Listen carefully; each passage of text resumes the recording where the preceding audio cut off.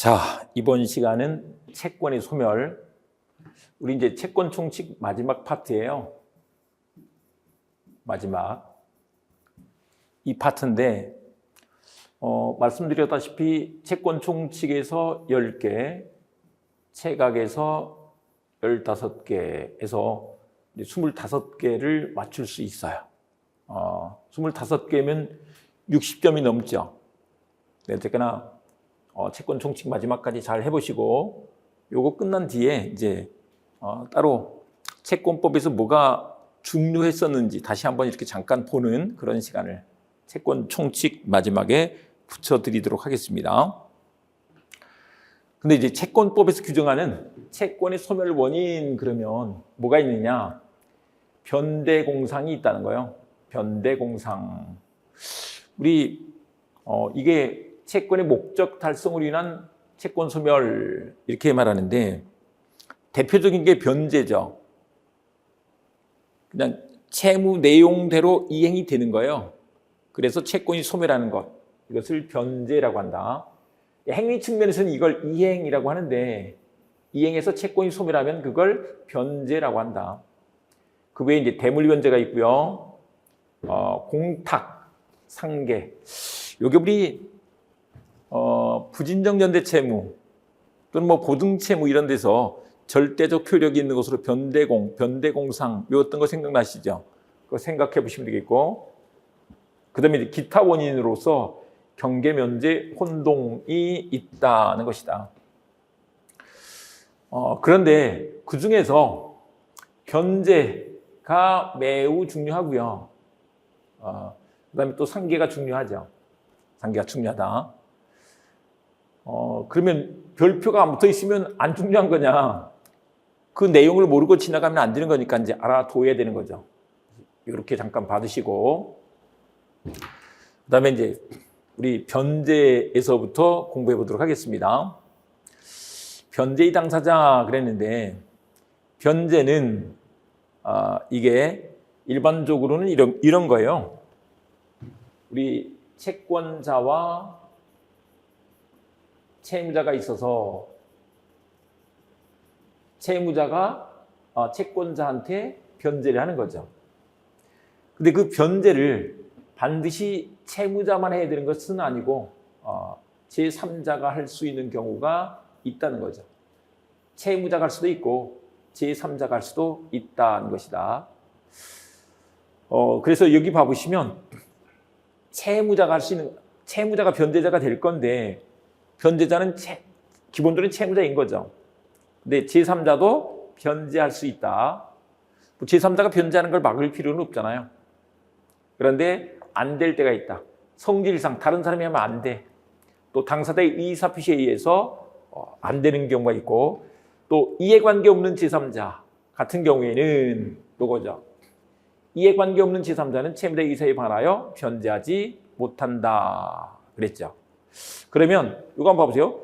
이해관계 없는 제3자가 채무자의 의사에 반해서 못하는 거니까 이해관계에 있는 제3자는 채무자의 의사에 반해서도 뭐 할 수 있다? 변제할 수 있다. 이렇게 말한다. 이해관계 없는 제3자는 채무자의 의사에 반하여 변제하지 못한다. 근데 반대로 있는 제3자는 반해서도 변제할 수 있다. 그랬습니다. 우리 앞에서 채무인수편에서 봤는데 이해관계 없는 제3자는 채무자의 의사에 반해서 변제 못하는데 한편 채무인수도 못하죠. 면책적 채무인수는 못한다는 것이다. 면책적 채무인수 못해 이렇게 된다. 그런데 채무자의 의사에 반해서 우리 병존적 채무인수 할 수는 있죠. 병존적 채무인수 할 수 있다. 그리고 보증계약을 맺을 수도 있죠. 보증인이 될 수는 있어. 네, 이렇게 비교가 됐었습니다. 그 다음에 이제 변제 수령자 그랬는데 기본적으로는 변제 수령권을 가진 사람은 채권자일 거예요. 근데 채권자가 변제 수령권이 없는 경우가 있어요. 변제 수령권이 없는 경우가 있는데 압류, 가압류가 되면 우리 이제 압류, 가압류 이런 것들이 있으면 그 사람한테 주면 안 돼요. 그 채권자의 또 채권자가 있는데 그 사람이 자기가 돈을 못 받으니까 채권자가 가지고 있던 채권을 압류해서 이제 또 가압류를 해서 가압류는 압류하려고 하는 거예요. 그러면 이제 법적으로 지급금지효가 생긴다라고 하는데 나중에 자기가 우리 채권 양도에서 보셨듯이 추심명령 또는 전부명령을 받아서 자기가 받아가려고 하는 거란 말이에요. 그러니까 원래 채권자한테 주면 안 되는 거지. 채권이 질권이 설정돼 있을 때 파산했을 때도 마찬가지로 그래요. 근데 이거는 뭐 외울 거는 없고요. 근데 이제 민법 일반을 좀 알기 위해서 이렇게 해두시면 되겠다. 그 다음에 제3자. 우리 채권자가 변제 수령권을 갖고 있는 거니까 제3자는 변제를 못 받는 거지. 받으면 안 되지. 그런데 제3자가 변제를 받을 수 있는 경우가 있어요. 수령 권한이 있는 자가 있고 또 한편 표현 수령권자가 있다는 것이다. 표현 수령권자가 뭐냐 그러면 이제 우리가 요거는 민법 총칙에서 표현대를 좀 알고 보면 쉬운데 표현이 뭐냐면 이 사람이 수령권이 없는데 돈 받을 권리가 없는데 채무자가 봤을 때 그 권리자인 것처럼 보이는 사람을 표현 수령권자라고 한다. 예. 표현은 이 겉표자예요. 그리고 나타날 현자. 겉에 나타난 것이 우리 그냥 읽으면 표견 이렇게 읽어지죠. 근데 이게 나타날 현자로 읽어서 이렇게 하는 것이다. 그런 것으로 채권의 준점유자에 대한 변제, 영수증 소지자에 대한 변제가 있다. 근데 채권의 준점유자에 대한 변제는 뭐냐 그러면 이런 거예요. 보시면 일단 이런 건데 갑이 예금주예요. 그런데 변제자가 은행이에요. 그러니까 은행에 예금 채권을 갖고 있는 사람이 있는데 그러면 예금을 누구한테 돈 찾으러 오면 예금주한테 내줘야 될 거 아니에요. 그런데 예금주가 아닌 사람이 와서 돈을 찾으러 왔어. 근데 이제 이런 경우가 있어요. 우리 요즘은 거의 뭐 전자로 많이 해버리지만 좀 옛날 같으면 은행에 통장 들고 돈을 가서 찾았단 말이에요. 근데 도둑이 통장과 도장을 훔쳐서 예금을 찾으러 왔다 이렇게 한번 생각을 해보자고요. 근데 은행은 그 통장과 도장이 맞기만 하면 돈을 줘요. 예, 통장과 도장을 소지한 사람. 근데 이 사람이 도둑이지 예금주는 아니잖아요. 근데 이걸 갖고 있으면 그 사람이 뭐인 것처럼 보인다? 예금주인 것처럼 보인다는 거죠. 그 사람이 그래서 채권자인 줄 알고 변제를 한 거예요. 표현 상속인, 이것도 이제 같은 취지죠. 상속인이 아닌데 상속인처럼 보여. 그 사람한테 변제를 했대. 그러니까 이런 거죠. 예를 들면 이제 갑이 원래 채권자인데 갑이 돌아가신 거예요. 갑이 돌아가셨는데 그 사람한테 이 아들, 딸도 없고 배우자도 없어요. 또 부모도 안 계신다 이렇게 생각해 보자고요. 그러면 이제 그 다음 순위가 형제 자매예요. 상속 순위가. 참고로 상속 순위는 직계 비속이 1순위가 되고요. 그 다음에 이제 2순위가 직계 존속이에요. 부모. 그 다음에 3순위가 형제 자매. 이렇게 되죠. 근데 이 직계 비속, 직계 존속과 함께 배우자가 상속 순위가 됩니다. 1, 2, 3 이렇게 간단 말이에요.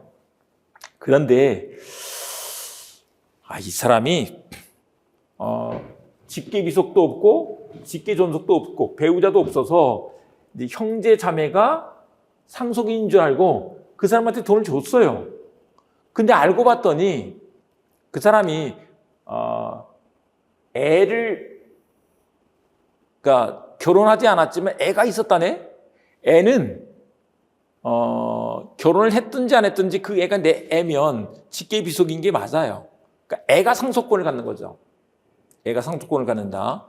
근데 이제 은행에서는 그 사람이 상속인인 줄 알고 돈을 이미 줘버렸잖아요. 이랬을 때 문제다. 근데 이제 어쨌거나 그런 사람들을 채권의 준점유자라고 하는데, 이제 이런 개념을 한 가지 좀 말씀드릴게요. 우리 민법에서 점유라는 게 나온다. 점유는 물건을 사실상 지배하는 것을 말해요. 물건을 사실상 지배라고 한다. 이 표현은 외우지 않아도 돼요. 그냥 우리가 여러분 뭐 책, 볼펜, 노트, 가방, 핸드폰, 집 사실상 지배하고 있죠. 점유하고 있는 거예요. 그런데 이거를 물건 말고 기타 재산권을 사실상 행사를 하게 되면 이런 것을 뭐라고 하느냐? 준점유라고 한다. 점유에 준하는 것이다. 이렇게 말하죠. 사실상 행사라는 표현을 쓰고 있죠. 근데 채권의 준점유자, 아까 그 사람들이 와보세요. 통장과 도장을 훔쳐서 갖고 있는 사람, 표현 상속인, 이런 사람들이 돈 찾으러 와가지고 채권을 사실상 행사하잖아요. 그랬더니 그 사람이 뭐인 것처럼 보여요? 채권자처럼 보이죠. 채권자처럼 보인다. 그런 것을 채권의 준점유자. 네, 채권자가 아닌데 채권을 행사할 정당한 권한을 가진 것으로 믿을 만한 외관을 가지는 것. 이런 것을 채권의 준점유자라고 한다. 그런 사람들 예를 봐보세요. 이제 무효인 전부 명령을 받은 자, 이런 사람들도 마찬가지다.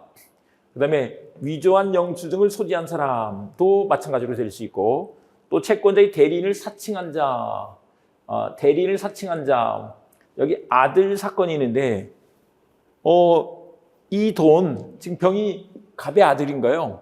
우리 엄마가 예금 주는 엄마예요? 우리 엄마가 예금 찾아가지고 오라고 했어요 하면서 예금을 찾았다고 생각을 해보자고요. 그러면 그 사람이 지금 대리를 사칭해. 엄마가 시키지도 않았어. 근데 그렇게 했어. 그랬을 때 이 채권의 준점유자에 대한 변제가 된다는 것이다. 근데 채권의 준점유자에 대한 변제는 이게 이제 이런 구조예요.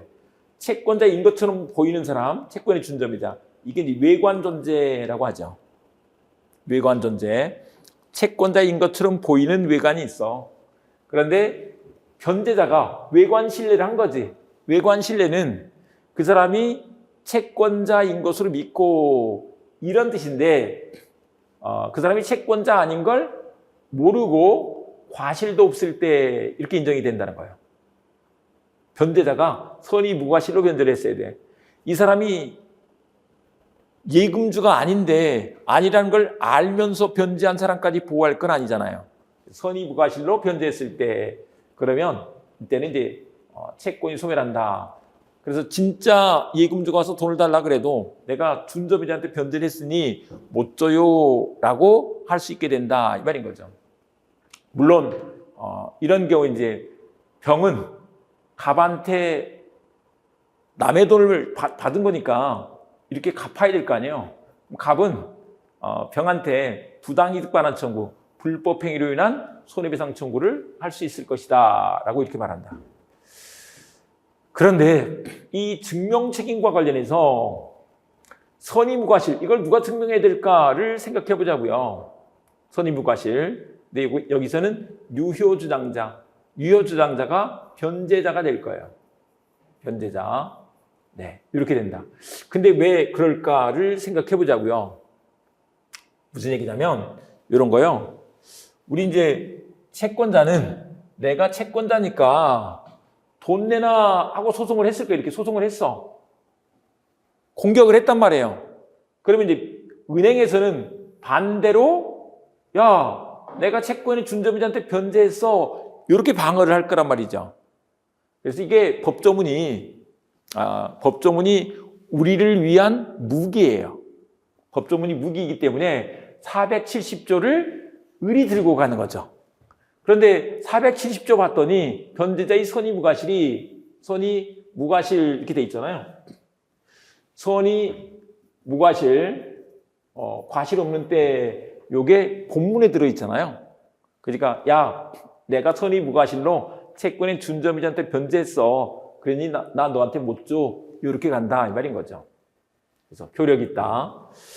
그런데 영수증 소지자에 대한 변제가 나와 있는데 여기는 보시면 영수증을 소지한 자에 대한 변제는 그 소지자가 변제를 받을 권한이 없는 경우에도 효력이 있다.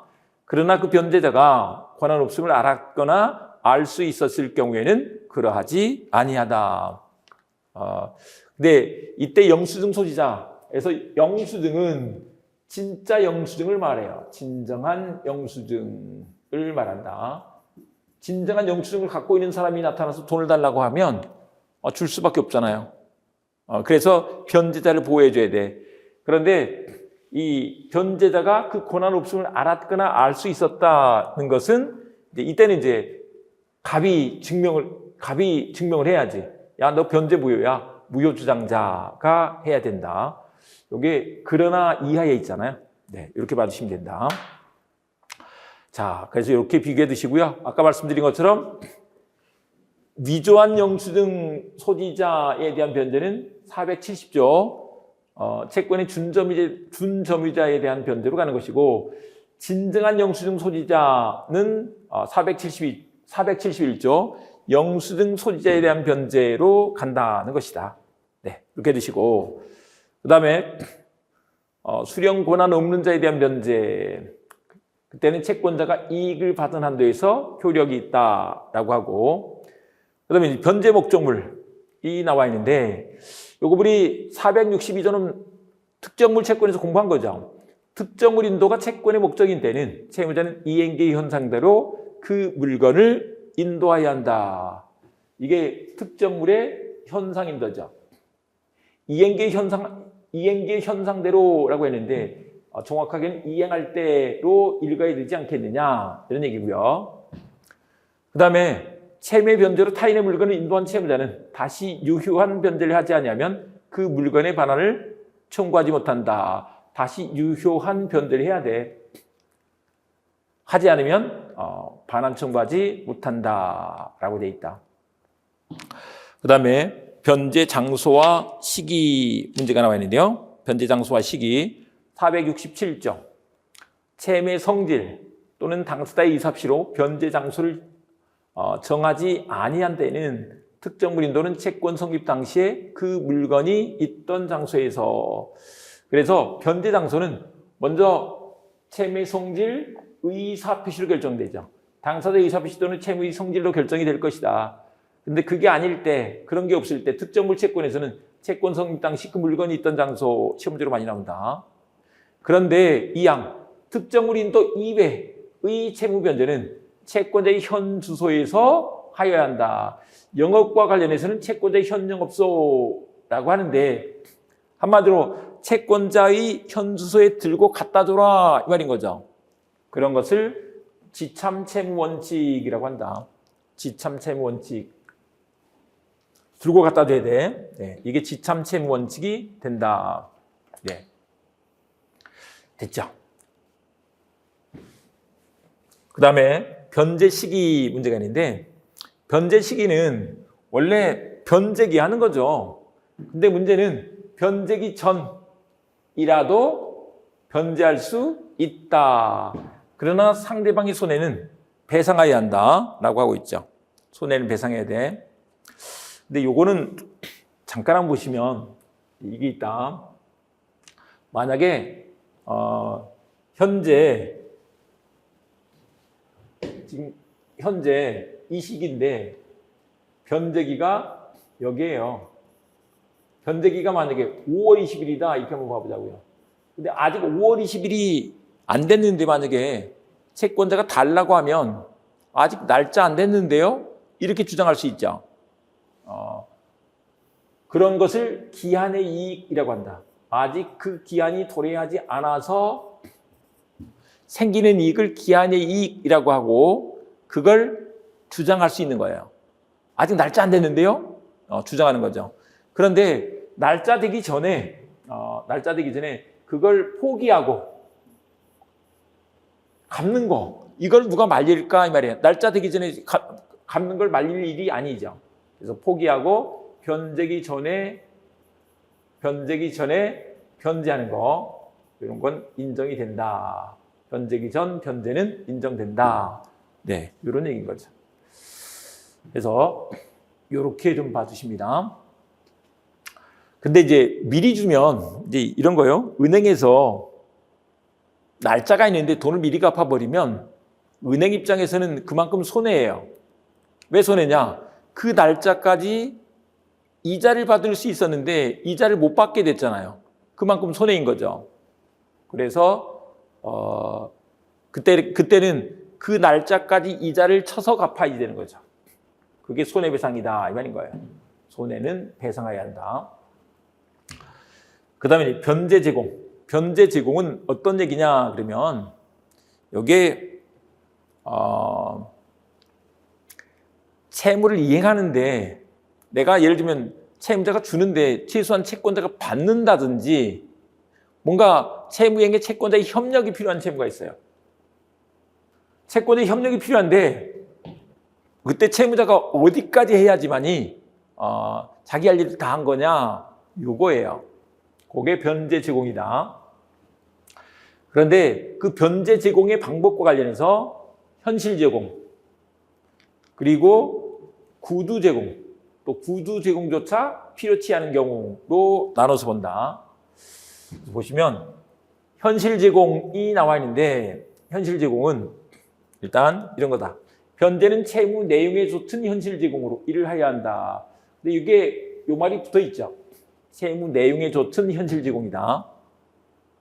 그러니까 X를 주기로 했어요. X를 줘야지. Y를 주면 안 될 거 아니에요. 그러나 채권자가 미리 변제받기를 거절하거나 채무이행에 채권자의 행위를 요하는 경우에는 변제 준비 완료를 통지하고 그 수령을 취고하면 된다. 요게 소위 말하는 구두 제공인 거죠. 구두 제공이다. 근데 구두 제공과 관련해서 알아두실 게 구두는 이제 말로 한다 이 말인 거죠. 말로 하는데 말로 하기만 하면 안 되고 변제 준비 완료한 걸 통지해야 돼.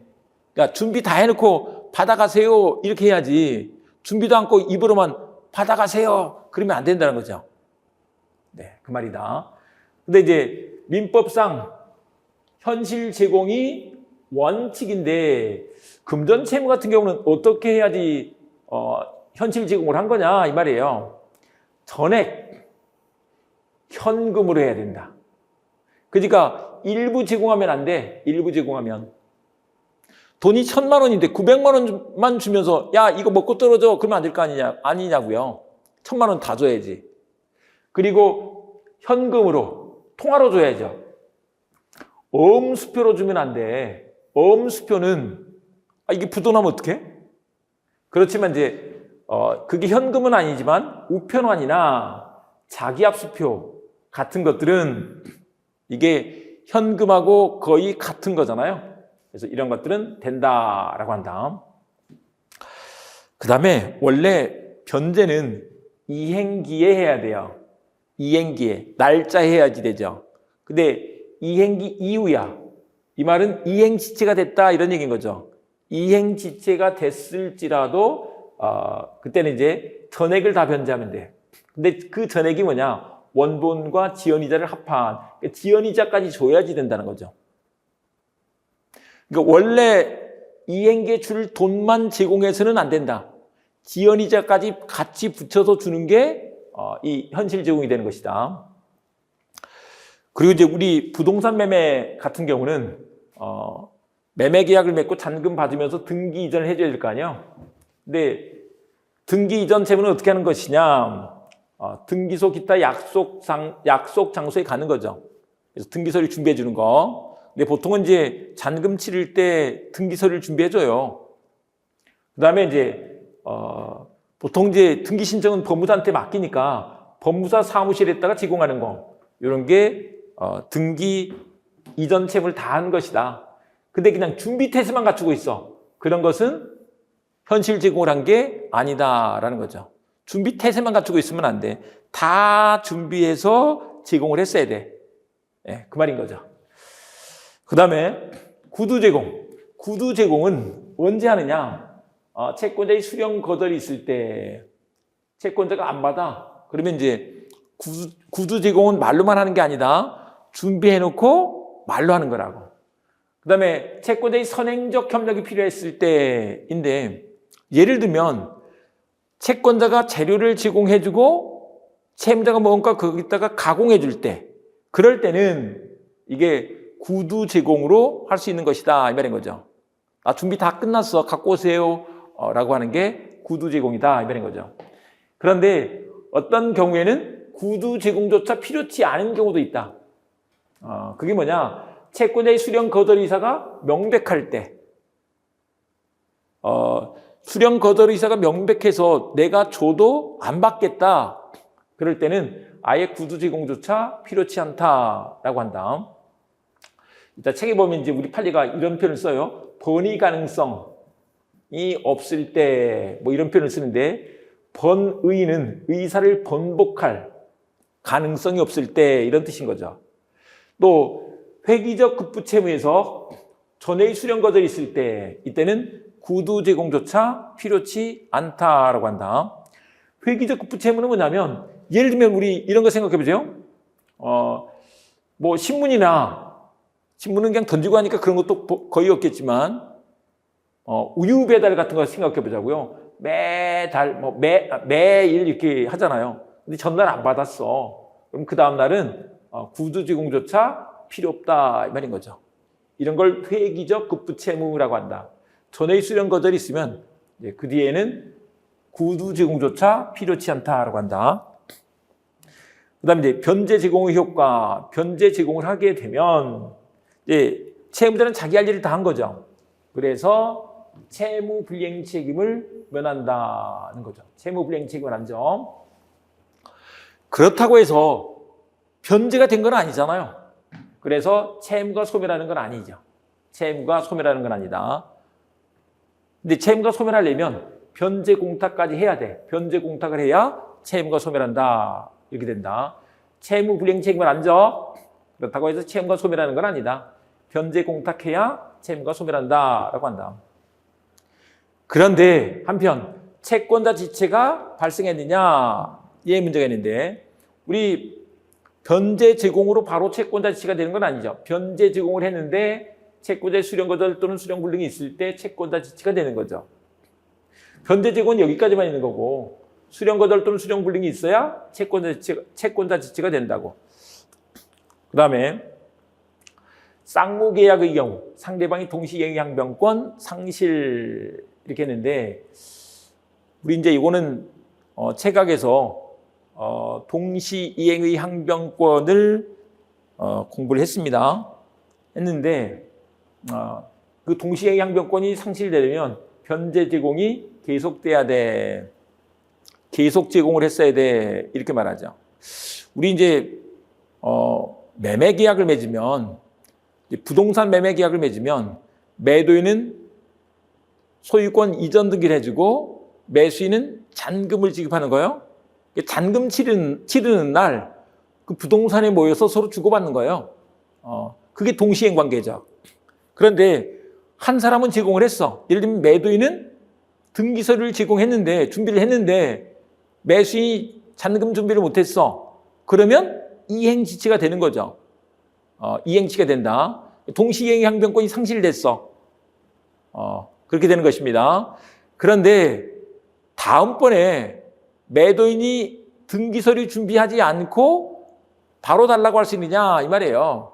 근데 다음번에도 달라고 하려면 어떻게 된다? 나도 등기서류는 제공해야 돼. 계속. 그래야 동시이행의 항변권이 상실되지. 다음번에 등기서류도 준비하지 않고 잔금 달라고 하면 매수인은 같이 이행합시다 라고 동시이행의 항변권을 행사할 수 있다. 이런 얘기인 것이다. 네, 이렇게 받으시고 그 다음에 변제 비용과 증거인데요. 네, 여기 보시면 변제 비용은 그냥 조문을 한번 읽습니다. 변제는 채무자가 하는 거니까 채무자 부담으로 하는 거죠. 근데 채권자의 주소 이전 기타 행위로 변제 비용이 증가됐어. 채권자 때문에 증가됐어. 그때 그 증가액은 채권자 부담으로 하는 게 맞겠네 이 말인 거죠. 시험은 변제 증거가 많이 나온다. 변제 증거가 많이 나오는데 우리 변제를 받는 자에게 변제자는 변제를 받는 자에게 영수증을 청구할 수 있다 이렇게 말하죠. 영수증 청구권을 인정해죠. 근데 영수증 청구권은 일부 변제에서도 인정을 해죠. 전부 변제했을 때만 인정되는 게 아니고 일부 변제했을 때도 인정해 준다. 그리고 대물 변제로 소멸할 때도 인정할 수 있죠. 그리고 이제 변제와 영수증 교부가 동시이행 관계다 이렇게 말하는 거. 요거 우리 봤습니다. 이제 도해식으로 보자면 우리 어디를 보시면 좋냐 그러면 동시이행 양변권 편에 가시면 나오는데 219페이지 보시면 그 내용이 나와 있다. 근데 뭐냐면 일단 변제를 할 때 증거가 있어야 될 거 아니에요. 그래서 변제와 영수증은 동시이행 관계다 이 말이에요. 동시이행 관계. 근데 이제 그 뒤부터는 영수증으로 증거를 이제 갖고 있으니까 그 뒤부터는 변제가 선이행의무다. 변제 먼저 하고 그 다음에 채권증서 반환청구권. 채권증서 있으면 내놔 이렇게 할 수 있다. 그리고 이제 그런 다음에 또 저당권 등기 같은 게 있어요. 그럼 저당권 등기 말소 청구, 저당권 등기 말소 청구 할 수 있다는 것이다. 이 원리를 알고 보시면 그게 쉽다고. 여기 또 있다. 우리 주택임대차 보호법에서는요. 이제 간단히 봤는데 주택임대차 보호법에서는 원래 우리 보증금 반환과 목적물 반환이 동시행 관계예요. 그러니까 이사 갈 때 보증금을 받을 수가 있죠. 근데 보증금 받고 나가려고 하는데 주인집에서 보증금을 안 내줘요. 근데 그냥 이사를 가버리면 대항력이 없어지기 때문에 그 대항력을 전제로 한 우선 변제권 이것도 없어져 버려요. 그래서 대우를 받을 수가 없어. 대우 받을 수 없다고. 대항력, 우선 변제권이 없어져 버린다고. 근데 이제 내가 지금 서울 살다가 부산으로 가야 되게 생겼어. 계속 출퇴근할 수는 없잖아요. 이사를 가긴 가야 돼. 근데 그냥 가버리면 곤란하다는 거죠. 그래서 어떻게 하느냐? 이제 임차권 등기명령 신청을 하는 거예요. 주택임차권 등기명령 신청을 해서 등기를 할 수 있게 되는데 이때 보증금 돌려주면 보증금 반환 돌려주면 이 등기를 말소 해줘야 될 거 아니에요. 그때 보증금 반환이 먼저 이루어져야 된다 이 말인 것이다. 근데 이 아까 말씀드린 것처럼 등기가 되면 대우받는다 그랬는데 대항력 우선 변제권 이 저당권이 결국 우선 변제받는 권리예요. 저당권이 우선 변제받는 권리. 다른 사람 제끼고 내가 먼저 돈 받아갈 수 있는 권리가 담보물권이죠. 얘도 담보물권 특성이 있는 거잖아요. 확실하게 돈 받고 저당권 등기 말소해 줄 거라고. 그런 것처럼 확실하게 보증금 돌려받고 그다음에 임차권 등기 말소해 줄 거라고. 그 원리만 하면 된다. 그래서 동시행 관계는 변제와 영수증만 그래. 나머지는 다 변제가 먼저다. 그리고 이제 이렇게 해주는 것이다. 요거를 알고 가자고요. 자, 이렇게 해두시고 그다음에 이제 보시면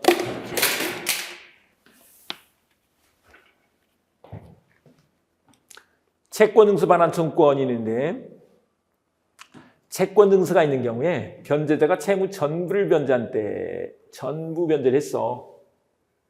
그러면 이제 채권증서 반환을 청구할 수 있다. 그러니까 전부 변제했을 때 인정해 주는 거야. 변제 이외의 사유로 전부 소멸한 때에도 같다. 이렇게 말하죠. 그러니까 얘는 일부 변제해서는 안 되지. 그리고 이게 동시행 관계냐? 변제하고 채권증서 반환 청구할 수 있는 것이니까 변제가 먼저다. 변제가 선이행 의무다. 이렇게 된다는 거죠. 이거 봐주십니다. 일부 변제일 때 영수증 청구권 인정돼. 그리고 변제와 영수증은 동시행 관계야. 하지만 채권 증서는 그렇지 않아. 이렇게 된다는 거. 요거를 봐주십니다. 그 다음에 이제 변제 충당으로 가시는데, 변제 충당이라는 게 있다. 근데 이 변제 충당은 뭐냐 그러면 이런 거예요. 요게 갑과 을 사이에 채무가 3개가 있다고 생각해 보자고요. 하나는 1,000만 원짜리, 2,000만 원짜리, 3,000만 원짜리. 을이 갑한테 여러 번 돈을 빌린 거예요. 그랬을 때 돈이 한꺼번에 많이 생겨서 6,000만 원을 한꺼번에 갚아버리면 그냥 다 없어지네? 딱 끝날 텐데, 만약에 2,500만 원만 변제했다 이렇게 한번 생각을 해보자고요. 2,500만 원만 갖고 왔어. 그랬을 때 이걸 어떤 채무로 소멸시키는 거야 이거? 만약에 1,000만 원 갖고 왔으면 1,000만 원 X 채무를 소멸시키는 거예요. 2,000만 원 갖고 왔어. Y 채무를 소멸시키는 거지. 3,000만 원 갖고 왔어. Z 채무를 소멸시키는 거죠. 근데 이런 식으로 갖고 왔어. 어떤 채무를 소멸시키는 거야? 그런데 이럴 때 어떤 채무를 소멸시킬 것인지 하는 게 변제 충당 문제가 된다. 그런데 그 충당과 관련해서 법에서 규정하는 게 지정 충당과 법정 충당이 있다라는 거예요. 근데 그 규정들이 임의 규정이에요. 임의 규정. 임의 규정이기 때문에 계약자의 원칙이죠. 그래서 합의로 이렇게 합시다 할 수 있다는 거죠. 뭐 예를 들면 1,000만 원짜리 이거 소멸시키고 그다음에 요거 1,500 소멸시키고 1,500 남겨두고, 아니면 이거 2,000만 원짜리 소멸시키고 이거 500 남기고, 이렇게 할 수도 있다는 거죠. 자기들 마음대로 할 수 있어. 그래서 합의 충당이 맨 먼저다. 이건 순서예요. 합의 충당이 있으면, 합의가 있으면 합의대로 가는 거야. 합의가 없을 때 지정 충당, 또 지정이 없을 때 그때 법정 충당으로 간다. 그래서 합의 충당이 모든 것에 우선한다. 그런데 이제 우리 지정 충당에 가면 지정 충당을 이런 순서라고 하라고 해놨다. 비용이자 원본의 순서로 해라라고 해놨다는 거예요. 먼저 비용을 제하고, 그 다음에 이자를 제하고, 그리고 원본을 제하고, 이렇게 가야 된다는 거다. 비원이다. 요즘은 이제 많이 활동하지 않지만 그 비가 그 유명한 가수 비 있잖아요. 몸짱인 비 있잖아요. 몸짱인데 되게 싸. 이원이다. 비원 이렇게 기억을 해두자고요. 비이원 이렇게 해두자. 근데 한 가지 있다. 그런데 경매에서는요. 경매에서는 언제나 합의 충당 이런 거 안 되고 법정 충당으로만 간다는 것이다. 경매에서는 뭐로 가버린다? 법정 충당으로 간다는 것이다. 지정 충당 가서 보시면 일단 페이지를 좀 바꿔서 말씀드려 볼게요. 지정 충당은 1차적으로 변제자가 한다. 그 당시 그때 변제 수령자가 이의 제기를 못해. 무슨 말이냐? 그러니까 변제자, 보통 채무자가 변제자가 되겠죠. 채무자가 야, 요거 1,000만 원짜리 이거 소멸시키고, 그다음에 Y 그 2,000만 원짜리 1,500 소멸시키고 500 남겨두고, 이런 식으로 할 수 있다는 거죠. 변제자가 할 수 있다. 변제할 그 당시 그때 변제 수령자가 이의 제기를 하지는 못해. 근데 이제 변제자가 안 했어. 그러면 2차적으로 변제 수령자가 한다는 거예요. 변제 수령자가. 그때도 그 당시. 근데 변제자는 그때는 즉시 뭐 할 수 있다? 이의 제기를 할 수 있다. 이의 제기를 할 수 있다. 근데 이의 제기했을 때 그때는 바로 법정 충당으로 간다라고 한다. 다시 변제자가 지정하는 게 아니에요. 그리고 지정 충당에 대한 제한이 있는데 여기서는 비원이다. 비원 순서로 충당해야 된다. 비용 놔두고 이자, 또 이자 놔두고 원본 이렇게 충당하면 안 돼. 비원이다. 자, 이렇게 두시고 그거를 이제 조문으로 보면서 읽어보도록 하겠습니다. 보시면 채무자가 동일한 채권자에 대하여 같은 종류를 목적으로 한 수개의 채무를 부담한 경우, 그래서 이게 같은 종류 X, Y, Z인데 1,000만 원, 2,000만 원, 3,000만 원 이렇게 돼 있잖아요. 여러 개의 채무를 부담하는 경우에 변제의 제공이 채무 전부를 소멸하게 하지 못하는 때, 그때는 먼저 1차적으로 변제자가 그 당시 어느 채무를 지정하여 그 채무 변제에 충당할 수 있다. 이때 변제 수령자가 이의하는 거, 변제 수령자의 이의가 없잖아요. 이런 거 안 된다. 그런데 변제자가 전항의 지정을 하지 아니할 때는 그 다음에 변제받는 자는 그 당시 어느 채무를 지정하여 변제에 충당할 수 있다. 그러나 변제자가 즉시 이의를 한 때는 그러하지 아니하다. 변제자가 뭐 할 수 있다? 즉시 이의를 할 수 있다. 즉시 이의를 하면 이때는 법정 충당으로 간다. 그랬었죠. 법정 충당으로 간다. 넘어가서 보시면, 그래서 그 당시에 지정을 해야지 급부한 후에 지정하는 건 안 된다. 그다음에 이 변제자가 즉시 이의 제기를 하면 법정 충당으로 가는 거예요. 그 다음에 479조 채무자가 일개 또는 수개의 채무의 비용 및 이자를 지급할 경우에 변제자가 그 전부를 소멸하게 하지 못한 급여를 한 때는 B2원의 순서로 변제에 충당해야 한다는 거죠. 네, 이렇게 해두시고 전항의 경우에 477조의 규정을 준용한다. 근데 이게 법정 충당인데 일단 이제 암기법으로 기한선비를 공부할 거야. 기한선비를 공부할 거다. 기한선비는 이제 밑에서 보자고요. 자, 이렇게 해두시고 그다음에 이제 법정 충당이 있다. 이제 법정 충당은 합의 충당도 지정 충당도 없을 때 하는 거죠. 합의 충당도 없고 지정 충당도 없어. 그럴 때 법정 충당으로 간다는 것입니다. 네, 당사자가 변제에 충당할 채무를 지정하지 아니할 때는 다음 각호의 규정에 의한다. 인데 보시면 이제 여기서 우리 합의 충당도 지정 충당도 없을 때 법정 충당으로 간다. 그리고 법정 충당할 때 비원의 순서로 간다. 그리고 이제 비용 상호간, 이자 상호간, 원본 상호간에 어떻게 충당할 것인가가 기한 선비가 되는데 요게 기한 선비다 이 말이에요. 네. 이 내용을 보면서 가볼게요. 보시면 채무 중에 이행기가 도래한 것과 도래하지 아니한 것이 있으면 이행기가 도래한 채무의 변제에 충당한다. 이행기가 이미 도래한 우리 기도래, 미도래 채무가 있으면 기도래 채무의 변제에 충당한다는 것이다. 이 기자가 이미 기자죠. 이미 이행기가 도래한 채무의 변제에 먼저 충당한다. 이 말이에요. 그러니까 날짜 된 것과 날짜 안 된 것이 있어. 그럼 날짜 된 것에 먼저 충당한다. 이 말인 거죠. 2호에 보시면 채무 전부의 이행기가 도래하였거나 도래하지 아니한 때에는 채무자에게 변제이익이 많은 채무에 변제에 충당한다. 변제이익이 많은 채무에 변제에 충당한다라고 한다. 이익이 많아야 돼. 네, 이렇게 된다. 그 다음에 우리 3호 보시면 채무자에게 변제이익이 같으면 이행기가 먼저 도래한 채무나 먼저 도래할 채무의 변제에 충당한다.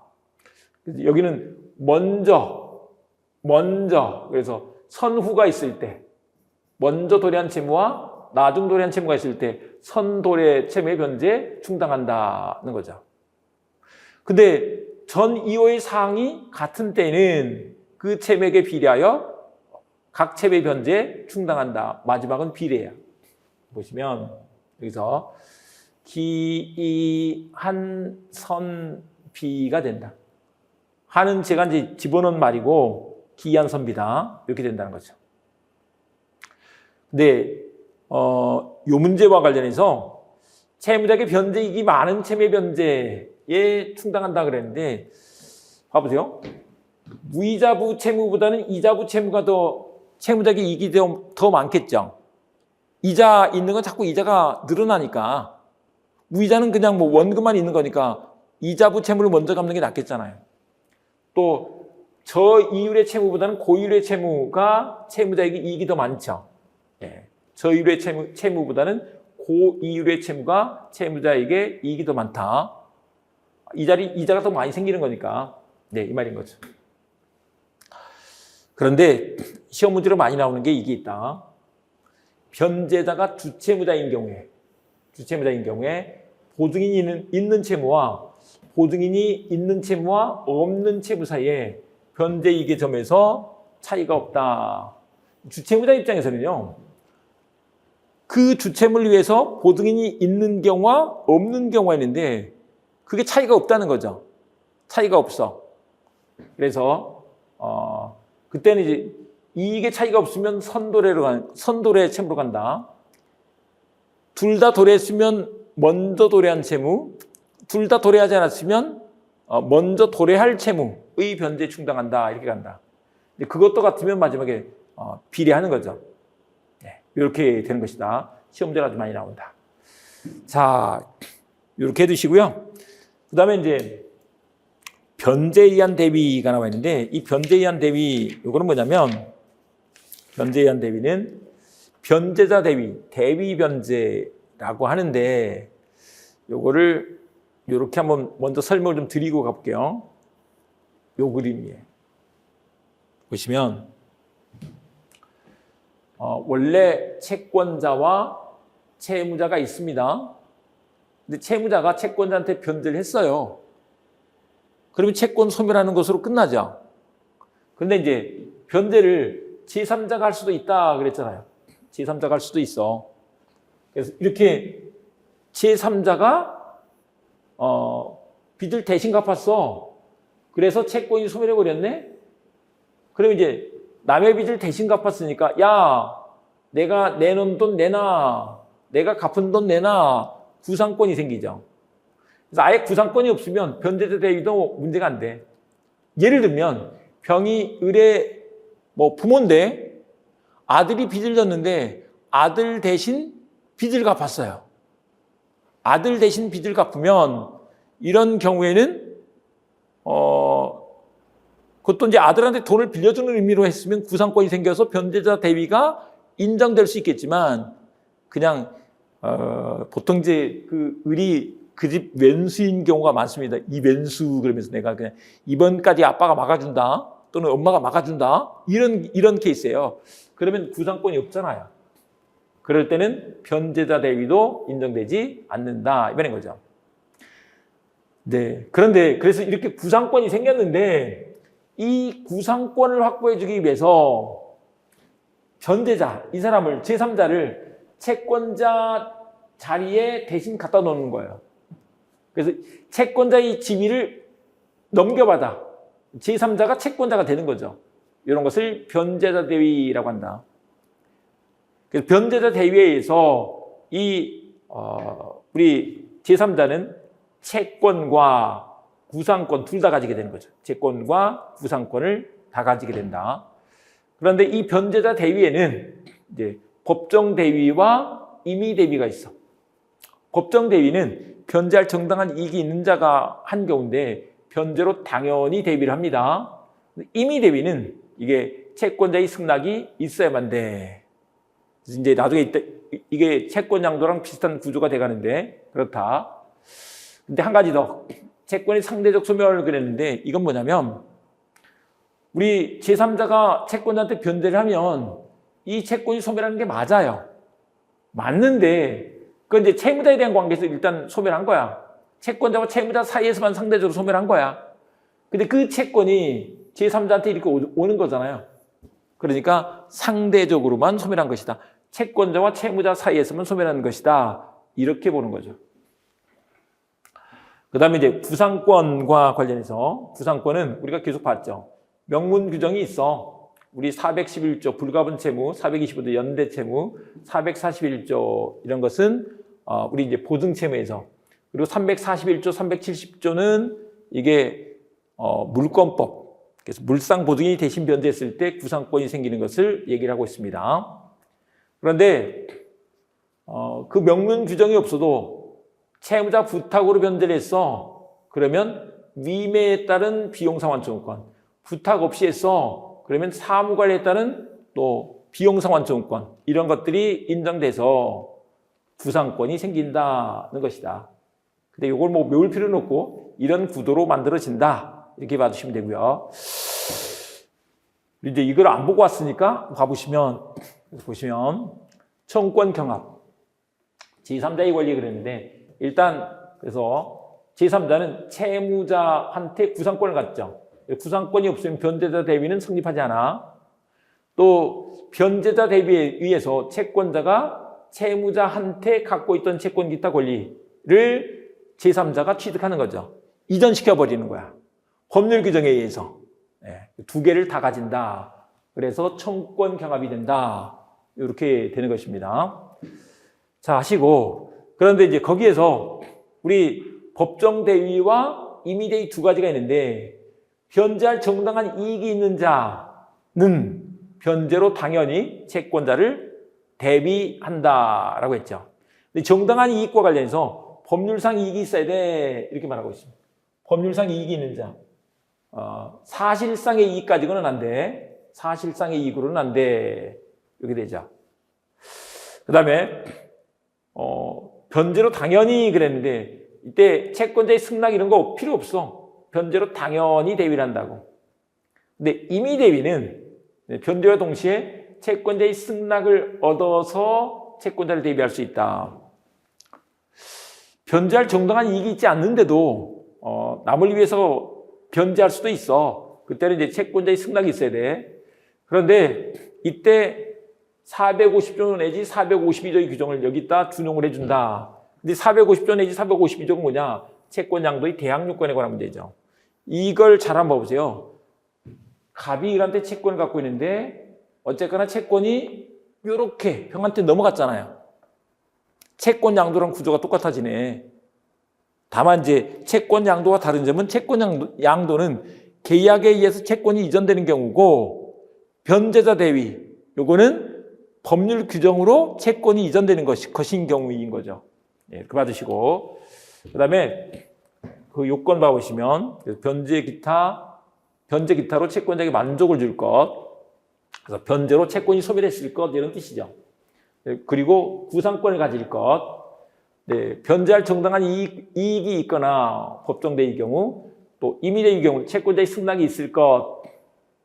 법정대위에서는 변제할 정당한 이익이 있는 자는 변제로 당연히 채권자를 대위한다. 그런데 법률상 이익을 가지는 자에 대해 사실상 이해관계를 가지는 자는 아니야. 법률상 이익을 가지는 자 그러면 제3취득자, 이행인수인 이런 사람들이 있다. 제3취득자는 좀 밑에서 나오니까 그때 보기로 하고요.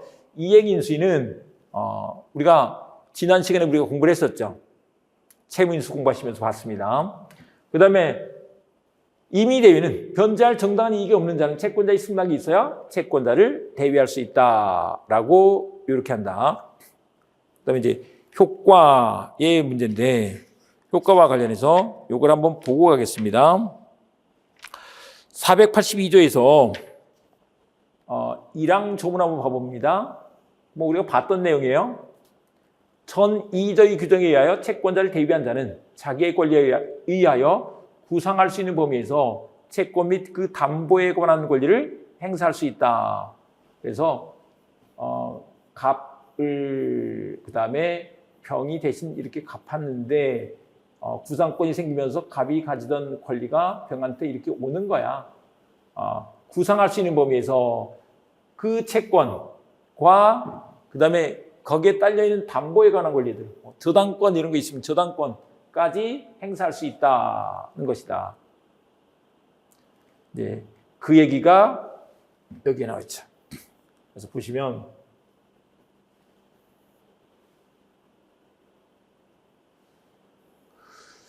구상권 범위 내에서 법률 규정에 의하여 채권 및 그 담보권이 대위자에게 이전된다라고 한다. 네, 이렇게 해주시고 그런데 이제 여기서 봐보면 대위자 채무자 사이의 효과에서 전부 변제가 있을 때 채권 및 그 담보에 관한 권리를 행사. 근데 이게 이전된다 이렇게 썼죠. 근데 이게 채권 양도 채권자 대위권과는 구별된다. 채권 양도는 계약에 의한 것이라고요. 그런데 일부 변제가 있을 때는 어떻게 하느냐? 그때 가액에 비례하여 채권자와 함께 권리를 행사할 수 있다. 단독으로는 안 돼. 그때 채권자가 우선한다. 요 말이에요. 채권의 일부에 대하여 대위 변제가 있는 때는 대위자는 그 변제한 가액에 비례하여 채권자와 함께 그 권리를 행사한다. 변제한 가액에 비례하여. 그래서 채권자와 함께 행사할 수 있고, 근데 다만 채권자가 대위자보다 우선한데, 채권자가 우선한데, 그게 무슨 말인지를 잠깐 한번 보겠습니다. 예를 들면 이제 이런 구조예요. 뭐냐면 만약에 갑이 채권자, 을이 채무자, 그리고 이제 병이 제3자. 그런데 만약에 이 사람이 1,000만 원 채권을 갖고 있는데 거기에 저당권이 설정돼 있었다. 이렇게 한번 봐보자고요. 근데 이 제3자가 만약에 700만 원을 변제했어. 1,000만 원 다 변제했으면 뭐 간단하게 끝날 건데 700만 원만 변제했어. 그러면 이제 봐보세요. 이 1,000만 원 중에 700만 원 받았으니까 을은 300만 원 채권을 지금 갖고 있는 거죠. 300만 원 채권을 갑이 을한테 갖고 있는 것이다. 네, 지금 이런 상황이에요. 그런데 나중에 이제 요게 경매됐다 이렇게 한번 생각해 보자고요. 요게 경매가 됐어. 요게 경매가 됐어. 그랬는데 만약에 이게 500만 원이 나왔어요. 500만 원이. 그랬을 때 법조문에 의하면 봐보세요. 법조문에서 뭐라고 해놨어요? 변제한 가액에 비례하여 채권자와 함께 그 권리를 행사한다. 이렇게 해놨잖아요. 변제한 가액에 비례하여. 그러면 가액에 비례하여 그러면 이걸 7대3으로 나눠야 될 거 아니에요. 7대3으로. 그러면 이 500을 여기서 그대로 가자면 350을 여기서 갖고 그다음에 150을 이렇게 받고 이렇게 해야 될 텐데 그게 아니다 이 말인 거죠. 이렇게 할 게 아니고 그 500만 원 중에서 지금 이 사람이 받을 게 300만 원 있죠. 300만 원 먼저 받아가고 나머지 200을 병이 받아간다. 이런 뜻이라고. 네. 그 얘기가 요 얘기다. 그래서 변제한 가액에 비례하여 채권자와 함께 그 권리를 행사한다. 채권자가 우선해서 받는다는 것이다. 그런데 전항의 경우에 채무 불이행을 원인으로 하는 계약 해지 또는 해제는 채권자만이 할 수 있고 계약 해제 해지는 계약 당사자만 할 수 있다 그랬죠. 채권자만 할 수 있고 채권자는 대위자에게 그 변제한 가액과 이자를 상환해야 한다. 계약 해제했으니까 자기가 그 이익을 갖고 있어서는 안 되는 거지. 그래서 상환해야 돼. 네, 이렇게 돼 있죠. 그래서 취소권, 해제권, 해지권 등 계약 당사자의 지위에 따른 권리는 이전되는 게 아니다. 그냥 계약 당사자가 갖고 있는 것이다. 그 말이죠. 그 다음에 이제 여기서 법정 대의자 상호 간의 효과라는 게 나와 있는데 이게 뭔 말인지를 잠깐 한번 보고 가겠습니다. 법정 대의자 상호 간의 효과라는 것은 뭐냐면 이런 거 한번 볼게요. 만약에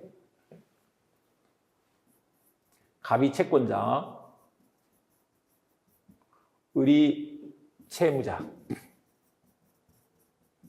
그런데 여기에 병정이 있다라고 생각해 보자고요. 병정. 예를 들면 병은 보증인이고 그다음에 이 사람은 뭐 예를 들면 제3취득자고 이런 경우를 한번 생각해 보자고요. 제3취득자가 누구냐 그러면 제3취득자는 이런 사람이에요. 그냥 여기서 봐보세요. 예를 들면 갑이 을한테 채권을 갖고 있는데 그 채권을 담보하기 위해서 X 부동산의 저당권을 갖고 있는 거예요. 근데 을이 원래 X 주인인데 그거를 저당권 설정한 뒤에 매매로 팔았어. 이렇게 정한테. 근데 저당권을 소멸시키지 않고 그냥 저당권이 있는 채로 산 거예요. 이런 사람을 뭐라고 한다? 제3취득자라고 한다.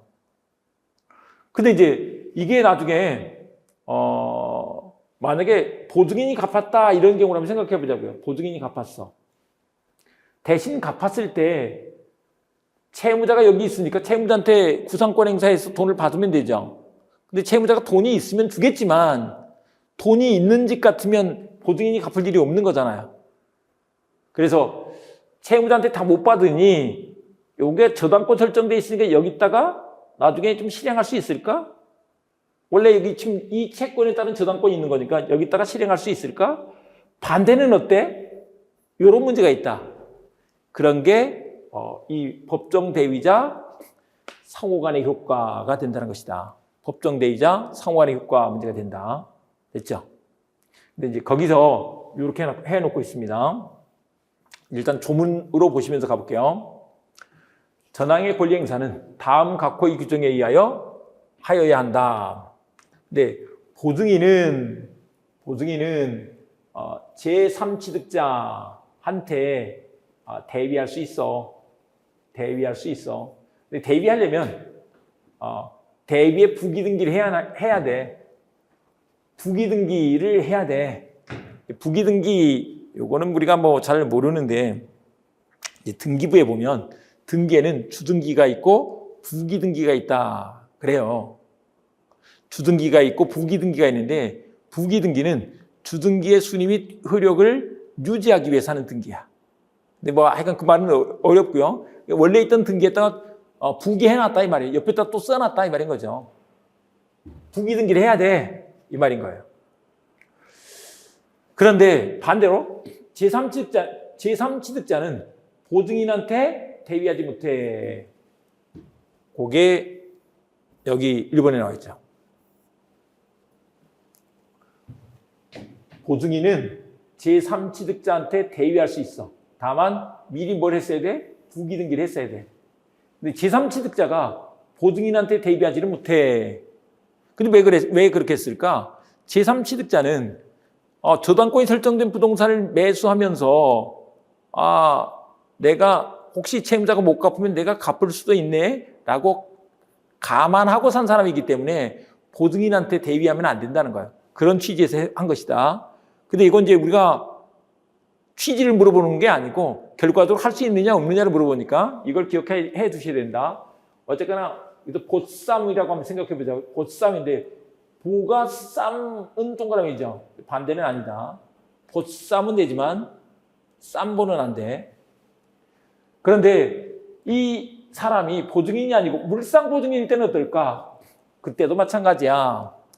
사실 우리 조문에서는 보증인만 써놨는데 물상 보증인에서도 마찬가지로 이렇게 취급하는 게 맞아. 이렇게 하고 있는 것이다. 그런데 후순위 저당권자는 제3취득자가 아니므로 대위를 부기하지 않고도 대위할 수 있다라고 한다. 요거 뭐냐면 조금 문장이 정확하지 않은데 보증인과 후순위 저당권자가 있는 거예요. 있는데 이 후순위 저당권자는 기본적으로 제3취득자가 아니야. 제3취득자는 정확하게 말하면 이게 사실 물권법을 좀 알아야 되는데 제3취득자는 원래 저당권이 설정된 부동산의 매수인, 그래서 소유권을 취득한 사람, 또 저당권보다 후순위, 지상권자, 전세권자 이런 사람을 말해요. 우리가 물권법을 공부하면 쉽게 알 수 있는 건데 후순위 저당권자는 제3취득자가 아니다라고 따로 공부를 합니다.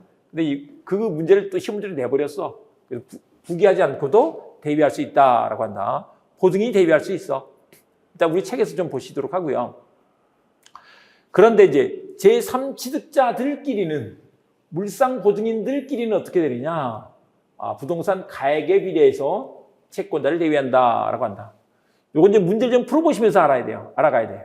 그래서 보시면 여기서 제3취득자 중 1위는 각 부동산 가액에 비례하여 다른 제3취득자에 대하여 채권자를 대위한다.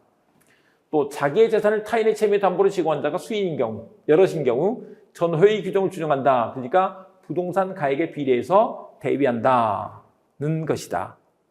여기서 바로 봐버리면 자기 재산을 타인의 채무에 담보로 제공한 자와 이런 사람을 물상보증인이라고 한다.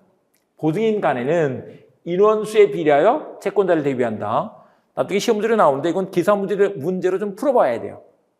그러나 물상보증인끼리는 재산의 가액에 비례하여 대비한다. 이렇게 말한다. 그래서 그 내용을 밑에 써놨는데 보증인과 물상보증인 사이에서는 이게 그 인원수에 비례해서 채권자를 대비한다. 근데 이제 물상보증인끼리는 어떻게 되느냐? 가액에 비례해서 채권자를 대비한다는 것이다. 근데 각자의 부담분을 넘는 변제를 하지 않았으면 대비가 인정되지 않아. 자기의 부담분을 넘는 변제를 했을 때 대비할 수 있다. 이렇게 말한다. 네, 됐고. 그 다음에 대위자 채권자 사이의 효과가 나와 있는데, 요거는 이제 이거죠. 우리 갑이 의뢰에 대한 채권자, 병이 대신 변제를 했는데, 병이 변제를 해서 이렇게, 병이 대위를 하게 됐어. 그럼 이제 이 둘 사이에서는 어떻게 해야 되느냐, 이 말인 거죠. 근데 갑은 자기 돈 다 받았으니까 채권자의 채권 증서, 또 담보물을 병한테 줘야지, 이 말인 거죠. 그래서, 대위자에게 교부해야 돼. 근데 일부 변제만 있었어. 그러면 대위자의 감독을 받아야 돼. 그리고 채권의 담보보존 의무가 나와 있는데 제481조의 규정에 의하여 대위할 자가 있는 경우에 채권의 고의나 과실로 담보가 상실되거나 감소된 때에는 대위할 자는 그 상실 또는 감소로 인하여 상환을 받을 수 없는 한도에서 그 책임을 면한다. 여기서 상환을 받을 수 없는 한도 또 나중에 문제로 좀 나오니까 그것도 계산 문제를 한번 봐보시면 돼요.